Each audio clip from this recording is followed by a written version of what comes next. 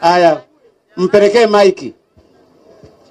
Baba, hebu eleza baba, mna tatizo gani hapa? Mimi naitwa Juma Abdalla Mpokuche. Kero yetu hapa sisi, soko letu bovu na choo kinachohudumu sokoni kimekuwa si kizuri, na kila saa tunafungiwa tu, na liko katika na ushuru tunalipa. Na msimamizi wa soko ni nani?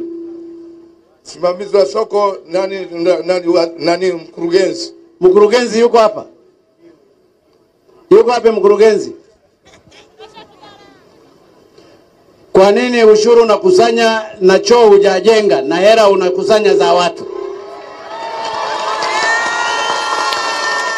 Eleza ni kwa sababu gani mkurugenzi? Mheshimiwa Rais, kweli tunasimamia soko lile. Kuna tatizo la choo pale sokoni. Tatizo linalotokana na wewe huna choo kwako unakokaa. Kipo. Unakaa maeneo hapa? Ndio mkurugenzi. Iko wapi nyumba yako? Nimepanga hapo. Basi niwaambie wa sokoni wao wanakuja chooni kwako, ili kusudi ujifunze namna ya kujenga choo hapa. Nakupa wiki moja, choo wewe umeshakijenga. Si unakusanya fedha? Ndio. Mapato yako ni kiasi gani hapa?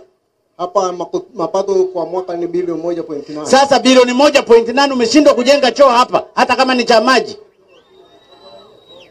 Unajua watu wangu siji wakoje. Kujenga choo kina cost kiasi gani? Mheshimiwa Rais, choo tuko katika mkakati mpaka utakakatika lini? Mpaka ukamalize hii kazi. Unasikia mkurugenzi, unaitwa nani? Naitwa Dennis na kaimu. Unakaimu? Nani mkurugenzi ambaye yuko hapa? Mkurugenzi ameenda kwenye mkutano kwa ajili ya uchaguzi. Maana yake ni sasa wewe si unakaimu? Ndio. Nataka hicho choo baada ya siku 7 kiwe kimekamilika. Sawa mheshimiwa. Na kisipokamilika mwambie huyo mkurugenzi andike barua ya kuacha kazi.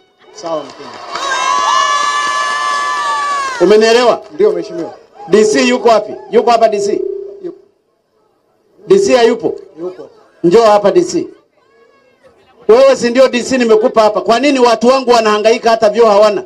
Ni kweli, lakini wameanza kuchimba na maji yako karibu, na nimemwagiza mkurugenzi atekeleze. Hili soko limeanza lini? Hili soko lina muda mrefu, na sasa muda mrefu wote watu hawaendi choo. Choo kimekuwa una nyumba hapa wewe DC? Ndio mkuu. Iko wapi?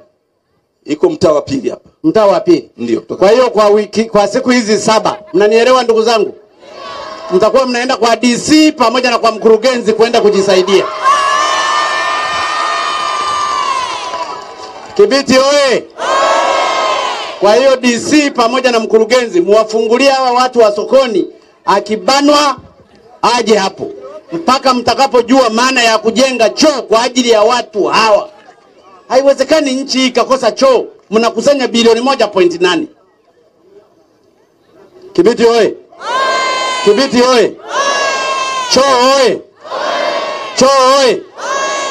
Kwa hiyo ndani ya siku 7 akibanwa pale mtu, na mimi niko very serious, watakuwa wanakwenda kwa DC na kwa mkurugenzi. Wao wanawahi mnawatarishia maji ya kutosha wakati lakini kama mna akili mtajenga usiku na mchana. Mnaweza mkajenga hata vyoo 5. Bilioni 1 zote hizo mnazokusanya kwa wananchi hao, halafu mnashindwa kujenga choo.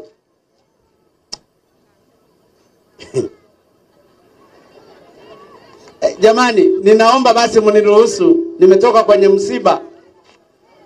Najua kero bado nyingi. Nitakuja siku moja tukae tuzungumze wote pamoja. Leo ninatoka kwenye msiba, niliona niwasalimu ndugu zangu. Sawa ndugu zangu? Nitakuja siku moja tukae tuzungumze vizuri. Haya, Mungu awabariki sana. Mheshimiwa DC, shughulikia swala la choo hapa. Mkurugenzi, toa pesa za choo. Tena msijenge choo kimoja, mjenge vyoo vya kutosha hapa. Alafu mnaofanya sokoni mko wapi? Mnafanya biashara hapa?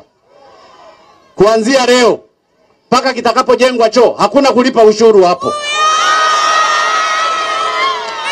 Kibiti oye! na nimuone mkurugenzi anakwenda kuwadai hawa pesa. Paka mtakapowajengea choo tena vizuri ndio watalipa. Kuanzia leo mpaka choo kitakapokuja hakuna kulipa nini? Ushuru. Kibiti oye!